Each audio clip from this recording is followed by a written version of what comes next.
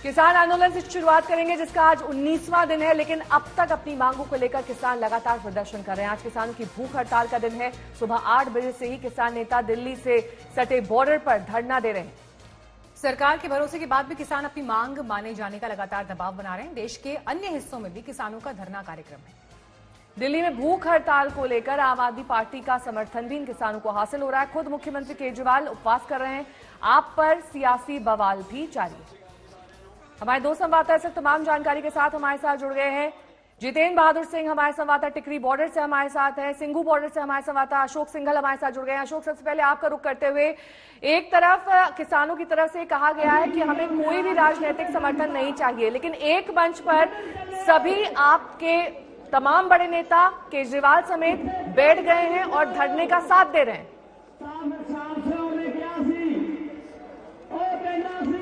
देखिए, जहां तक साथ देने की बात है, पहले भी जो भारत बंद किया गया था किसानों के समर्थन में, वो सब विपक्षी पार्टियों ने किया था। लेकिन जहां तक बात करें सिंघू बॉर्डर की, सिंघू बॉर्डर पर इस मंच पर, किसानों के मंच पर कोई पॉलिटिकल पार्टी का नेता नहीं और आम आदमी पार्टी का भी कोई यहाँ आने का कार्यक्रम नहीं है। अपने अपने लेवल पे कोई भी पॉलिटिकल पार्टी अगर समर्थन देने गए, किसान पहले कह सके, उनको कोई एतराज नहीं है, क्योंकि भारत बंद में तमाम विपक्षी पार्टियां दिखाई दी थी। लेकिन सिंघू बॉर्डर पर किसान अनशन पर बैठे हैं, धरने पर बैठे हुए हैं और लगातार इनका आंदोलन चल रहा है। आप देख सकते हैं कि भारी तादाद में किसान सिंघू बॉर्डर पर बैठे हुए हैं और इनका साफ तौर से यही कहना है कि हमारी मांगे जब तक नहीं मानी जाएगी, हम आंदोलन और तेज करेंगे, आंदोलन पे बैठे रहेंगे और आने वाले दिनों में और ज्यादा तेज होगा आंदोलन। तेज भर के लोगों का समर्थन है, चाहे वो कोई पॉलिटिकल पार्टी भी हमको समर्थन देना चाहे, हमको कोई एतराज नहीं है। लेकिन यहाँ पर अभी तक कोई भी, पिछले कई दिनों देखा जाए, कोई भी पॉलिटिकल पार्टी का नेता यहाँ मंच पर नहीं दिखाई दिया और किसानों ने कहा कि पूरा देश समर्थन दे रहा है तो कोई भी दे सकता है हमको। जी, रुक कर लेते हैं जितेंद्र का भी। जितेंद्र, ये बताइए, किसान अनशन पर बैठे हैं और क्योंकि ये कहा जा रहा है कि आंदोलन को और व्यापक किया जाएगा, तो देश के दूसरे हिस्सों से भी किसान कोशिश कर रहे थे बॉर्डर तक पहुंचने की। आप जब ग्राउंड पर हैं, आप क्या देख रहे हैं? किसानों की संख्या में इजाफा हो रहा है? यहाँ पर बड़ी संख्या में बाकी लोग पहुंच रहे हैं?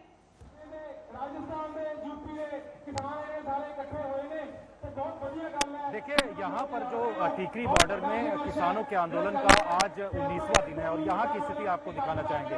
इससे पहले किसान जो थे यहाँ पर ज्यादा संख्या नहीं थी, लेकिन ये रास्ता जो है हरियाणा से रोहतक से होते हुए दिल्ली की तरफ ये पूरा रास्ता जाता है और इसी रास्ते में किसान बैठे हुए हैं। आप देख रहे हैं कि सिचुएशन यहाँ की क्या बनी हुई है।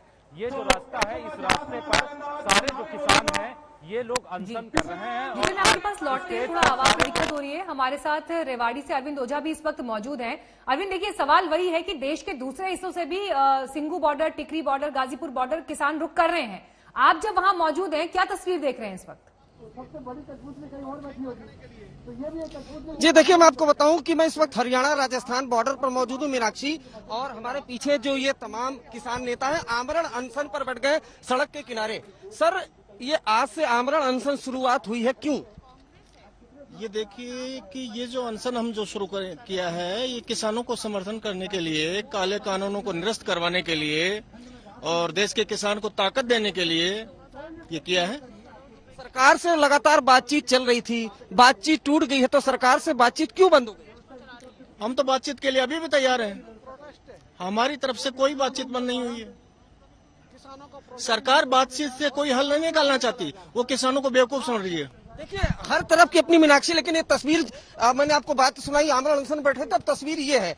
जरा ये देखिए आप कि ये जो हरियाणा राजस्थान का बॉर्डर है, राजस्थान की तरफ से जो हरियाणा की तरफ सड़क जाती है वो पूरी तरह से बंद हो चुकी है, बैरिकेड लग चुका है, किसान सड़कों पर बैठे हुए हैं। दूसरी तस्वीर हम आपको दिखाएं कि देखिए, ये किसान यहाँ पर धरने पर बैठे हुए हैं और इन सब के बीच जरा ये तस्वीर देखिए कि जो पारंपरिक एक कमलजीत संधू हमारे संवाददाता तमाम जानकारी के साथ आप दफ्तर के बाहर से जुड़ गए। कमलजीत, वहां पर क्या स्थिति है इस वक्त? क्योंकि आप नेता तो इस बात पर आमादा है कि आज के अनशन में वो किसानों का साथ हर हालत में देंगे, कोई भी आरोप लग जाए उसकी परवाह नहीं है उन्हें।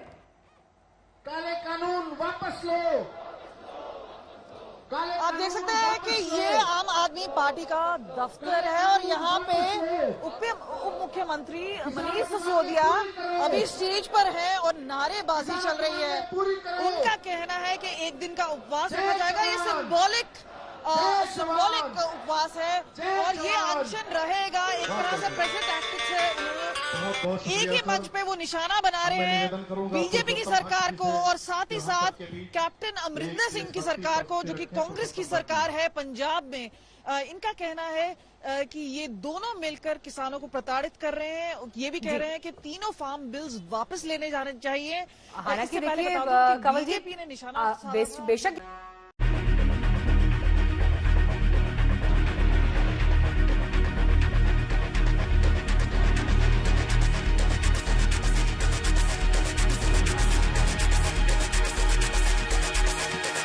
किसानों की मांग है तीनों कानून रद्द करो। सरकार का दावा है कानून क्रांतिकारी है। किसान का आक्रोश बोल रहा है दिल्ली में बैठकर कानून बनाने वाले खेती क्या जाने, ये कानून काला धब्बा है। सरकार से 6 दौर की बातचीत इसी रस्साकसी की भेंट चढ़ गई। किसान अपनी मांग पर अड़े हैं, सरकार अपने रुख पर कायम है। हालांकि किसानों के सामने संशोधन के साथ प्रस्ताव भी भेजे गए, लेकिन किसान ने उसे छलावा बताकर खारिज कर दिया। हम भी अपनी फोर्स से जो है वो तब्दील करने की रणनीति बनाकर आए हैं। आज बड़े काफिले पूरे देश भर में से यहाँ आएंगे और यहाँ के काफिले जो है ये तब्दील होकर अपने घरों को जाएंगे, अपने घर की खेती घर परिवार भी देखेंगे। इसलिए सरकार को मान लेना चाहिए, सोच लेना चाहिए, देख लेना चाहिए कि ये दमखम से लड़ाई लड़ी जाएगी, पूरा देश एक साथ लड़ेगा। मैं देश का कानून मंत्री, मोदी सरकार का एक वरिष्ठ मंत्री ताल ठोक कर कह रहा है, क्योंकि आप लोग शब्द का प्रयोग करती हैं कि हरियाणा पंजाब की मंडी समाप्त नहीं होगी। इस कानून के अनुसार आप चाहे तो मंडी चलाइए, लेकिन किसान की इच्छा होगी तो मंडी में बेचेगा, किसान की इच्छा होगी तो तमिलनाडु में भी बेचेगा, दिल्ली में भेजेगा, बिहार भेजेगा।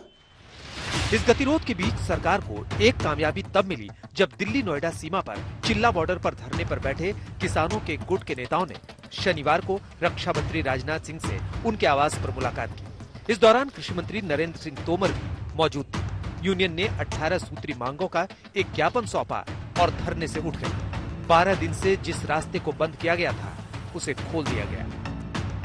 पिछले 12 दिन से चिल्ला का जो ये बॉर्डर है जो दिल्ली और नोएडा को कनेक्ट करता है, ये बंद था किसानों के प्रोटेस्ट की वजह से। लेकिन आप देख पा रहे हैं ये बॉर्डर पूरी तरह से ओपन हो चुका है।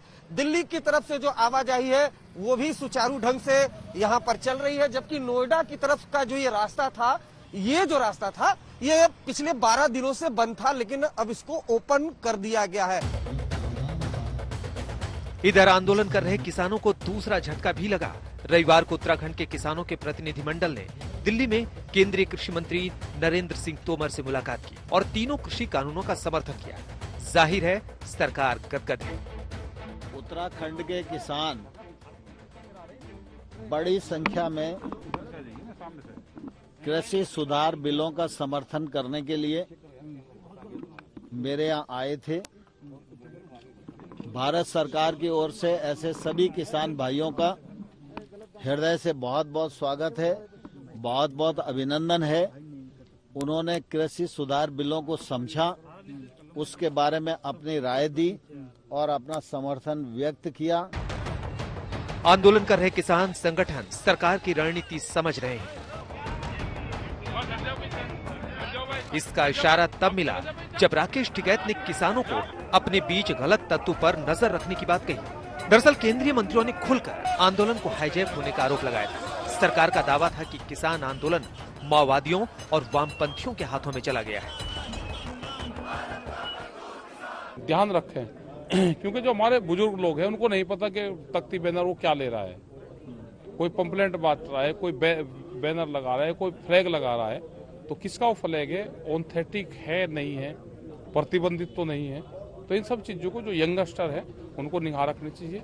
उनको यहाँ पे बहुत कुछ सीखना है इस मूवमेंट से, एक किस्म से उनका ट्रेनिंग सेंटर भी है। तो ये सारी चीजों को ध्यान रखेगा तो आने वाले टाइम पे वो आंदोलन का एक बड़ा आंदोलन वो। दरअसल टिकरी बॉर्डर के पास किसानों के बीच दिल्ली दंगों के मास्टरमाइंड शर्जील इमाम और उमर खालिद समेत भीमा कोरेगांव के आरोपियों की तस्वीर दिखाई दी थी। ये वो लोग हैं जो एनएसए और यूएपीए जैसे गंभीर आरोपों के तहत जेल भेजे गए हैं। ये तस्वीर वायरल हुई तो सवाल उठे। अब किसान आरोपों से आहत हैं। हाँ, आप अभी जितने लोग खड़े हैं उनसे ही पूछ लो। हर घर का आदमी फौज में है, मेरे 2 मामा फौज में है, लेकिन क्या मुझे बताओ इनके घर से कोई फौज में है तो वो भी खालिस्तानी और पाकिस्तानी है क्या? तो सरकार जो है बरगलाने का काम कर रही है, किसानों पर उल्टा सीधा आरोप लगा रही है।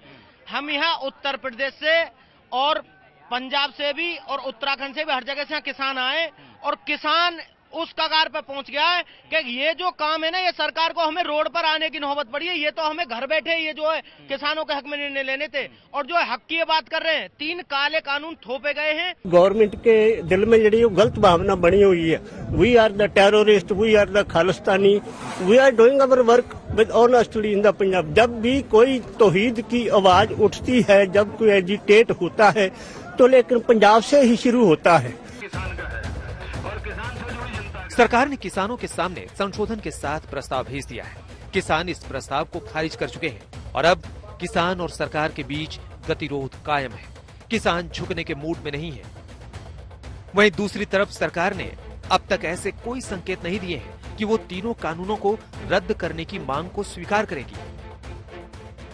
यानी दोनों पक्ष अपने रुख में बदलाव करने के लिए तैयार नहीं दिख रहे हैं। ऐसे में सवाल उठता है कि आखिर ये संघर्ष कब तक चलता रहेगा, क्योंकि दिल्ली में गिरता तापमान और किसानों में नाराजगी का चढ़ता पारा दोनों ही खतरनाक है।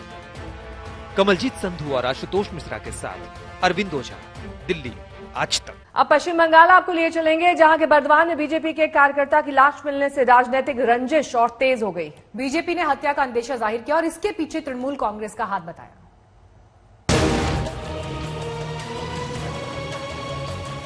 बंगाल के बवाल की ये ताजा तस्वीर है। बर्दवान में एक कार्यकर्ता की लाश मिलने पर बीजेपी और टीएमसी की तनातनी और बढ़ गई। बीजेपी ने साजिश का आरोप लगाया, टीएमसी पर सवाल उठाया। 24 घंटे में 2 वारदात और बंगाल की राजनीति में पहले से जारी तल्खी में जुड़े नए अध्याय, जिनमें अब ममता बनर्जी और बीजेपी दोनों खुलकर आमने सामने खड़े हैं। हालात यहाँ तक पहुँच गए कि राज्य सरकार के एक मंत्री ने ममता बनर्जी की हत्या की साजिश का आरोप लगा दिया। যদি মমতার সাথে লড়াই করে ভোটের লড়াই করে না পারে, তাহলে ওরা গোপনে লোক দিয়ে খুন করে আবার তাদের নামে দোষ চাপিয়ে দেবে। এতই নিকৃষ্ট এরা রাজনীতি করে। অভিষেক ব্যানার্জি মমতা ব্যানার্জিকে খুন করাবার চক্রান্ত হয়তো করতে পারেন। অভিষেক ব্যানার্জির স্ত্রী 40 দিন ধরে মা কালীতে মন্দিরে গিয়ে মারণ যজ্ঞ করছে সকালবেলা ও গর্ভগৃহের মধ্যে বসে। এই ঘটনাটা সুব্রত মুখার্জি হয়তো জানতে পেরেছেন, সেই জন্য এটাকে বিজেপি নামে চাপিয়ে দেওয়ার চেষ্টা করছেন। ये वो तस्वीरें हैं जिसने बंगाल की सियासी आग में घी डालने का काम किया। बीजेपी अध्यक्ष जेपी नड्डा के काफिले पर हमला बंगाल की राजनीति में कयामत बनकर आया। बीजेपी अध्यक्ष पर हमले को लेकर केंद्र की मोदी सरकार बेहद सख्त है। केंद्र सरकार ने राज्यपाल से हालात पर रिपोर्ट मांग ली है। मुख्य सचिव अलप्पन बंदोपाध्याय और डीजीपी वीरेंद्र को तलब किया है। सुरक्षा इंतजाम देखने वाले 3 आईपीएस अफसरों का तबादला कर सेंट्रल डेपुटेशन पर बुला लिया गया है।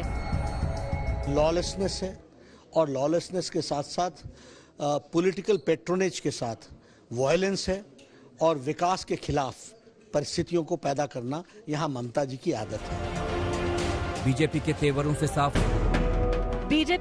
से साफ है कि बंगाल की इस लड़ाई को अंजाम तक पहुंचाए बगैर वो रुकने वाली नहीं है। बंगाल फतह का इरादा तो पहले से ही था, अब बीजेपी ने एड़ी चोटी का जोर भी लगा दिया है। 19 दिसंबर को केंद्रीय गृह मंत्री अमित शाह पश्चिम बंगाल के दौरे पर जा रहे हैं। वो 2 दिन बंगाल में रहेंगे, कई कार्यक्रम करेंगे, कार्यकर्ताओं से बात भी करेंगे। बीजेपी के तमाम नेता ममता बनर्जी पर पूरी ताकत से हमला कर रहे हैं। अंदाज ईंट का जवाब पत्थर से देने वाला है। ये लड़ाई अब कहीं से भी रुकती हुई नहीं दिख रही। इंद्रजीत कुंडू के साथ मनोज्ञा लोईवाल, कोलकाता आज तक। सर्दियों का मौसम है, पहाड़ों पर बर्फबारी तेज हो चुकी है। आपको कश्मीर, उत्तराखंड और हिमाचल के पहाड़ों की बर्फबारी पर ताजा अपडेट देते हैं।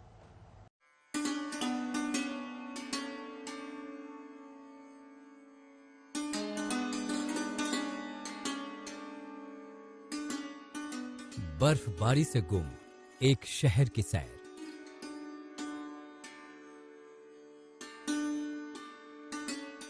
चलिए सफर से पहले इस शहर के साथ आपकी जान पहचान करा दूं। यह है उत्तराखंड मशहूर हिल स्टेशन औली। जरा रुकिए, बर्फ के आगोश में डूबा औली अभी नींद में है। दूर दूर तक सन्नाटे जैसी पसरी हुई है बर्फ और ठिठुरती ठंड में जल्दी जागने को तैयार नहीं है ये शहर। चुपचाप देखते रहिए, कहीं इन पेड़ों की नींद टूट ना जाए जो बर्फीले लिहाफ में दुबके खड़े हैं। थोड़ा सब्र करिए, सरसराती हवाओं के साथ वादियों का ये सफर बेहद खुशनुमा बनने वाला है। सुबह की सफेदी निखर आई बर्फ में डूबी घाटी, और अब आपकी नजरों के लिए एक जगह ठहरना मुश्किल होगा। दूर दूर से इस शहर के दीवाने पहुंच रहे हैं, जहां सब कुछ शांत है, सब कुछ सुंदर है। ये शहर अपने यहां आने वालों का खुले दिल से स्वागत करता है और कहता है कि अपनी मंजिल खुद तय करो और रास्ते भी खुद ही बनाओ। देखिए, मेहमानों के आने से शहर कैसे गुलजार हो उठा है, जैसे सफेद कैनवस पर जिंदगी के रंग कहकहे लगा रहे हों। और इस तरह से ये शहर अपने मेहमानों के दिल में बस जाता है। और जब आप औली से विदा होते हैं तो बर्फ से भरी ये वादियां आपकी यादों की हम सफर बन चुकी होती हैं।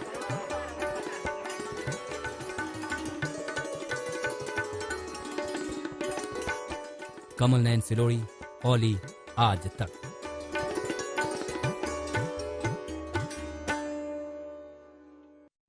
आधा दिसंबर बीत चुका है, घाटी में बर्फबारी घमासान मचा रही। किसान बर्फबारी से खुश हैं, फसल तो अच्छी होगी लेकिन सड़कें बंद होने से उनकी मुश्किलें बढ़ गई।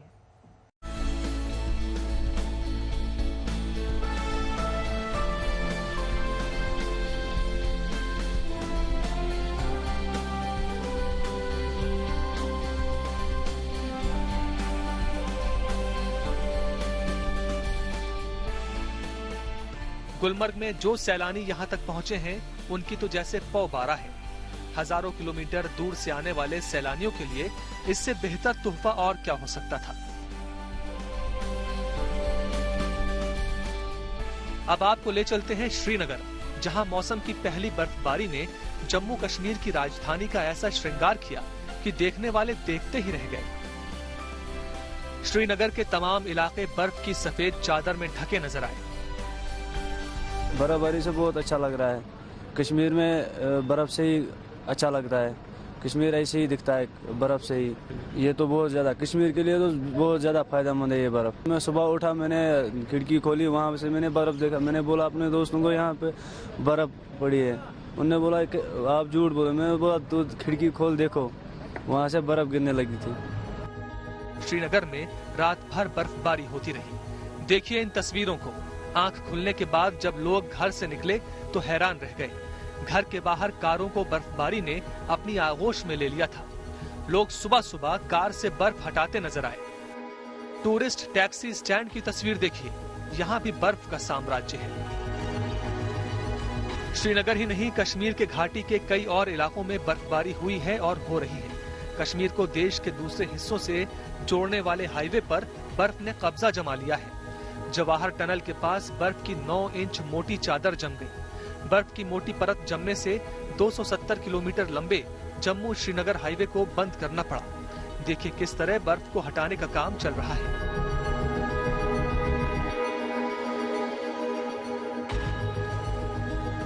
कश्मीर के लिए मौसम दोहरी मुसीबत लेकर आया है।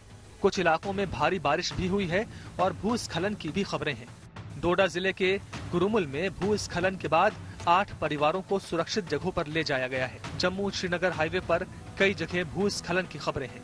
घाटी के कई इलाकों में 3 से 9 इंच तक बर्फबारी हुई है। मारवाह में 7 इंच बर्फ गिरी है, बारवान में 9 इंच, माछिल में 7 इंच, अश्तियारी में 5 और किश्तवाड़ में 4 इंच बर्फबारी हुई है। उधर जम्मू क्षेत्र में पुंछ और राजौरी को जोड़ने वाली मुगल रोड भी भारी बर्फबारी की वजह से बंद है। इसके अलावा किश्तवाड़ जिले को अनंतनाग से जोड़ने वाले सिमथन टॉप पर भी भारी बर्फबारी हुई है, जिससे रास्ता बंद है। उत्तराखंड के पहाड़ों पर भी बर्फबारी का असर दिखाई दे रहा है। गंगोत्री से लेकर यमुनोत्री तक सारे पहाड़ बर्फ में डूबे दिखाई दे रहे हैं। अच्छी बर्फबारी की वजह से पर्यटकों के भी आने की उम्मीद बढ़ी है।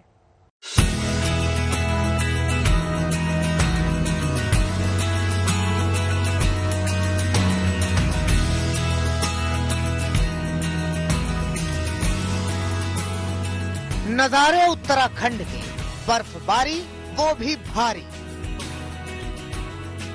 यूं तो सर्दी का ही मौसम है। अगर आपको अब भी सर्दी कम लग रही है तो ये मंजर देखकर आप यकीनी तौर पर प्रचंड ठंड महसूस करने ही लगेंगे।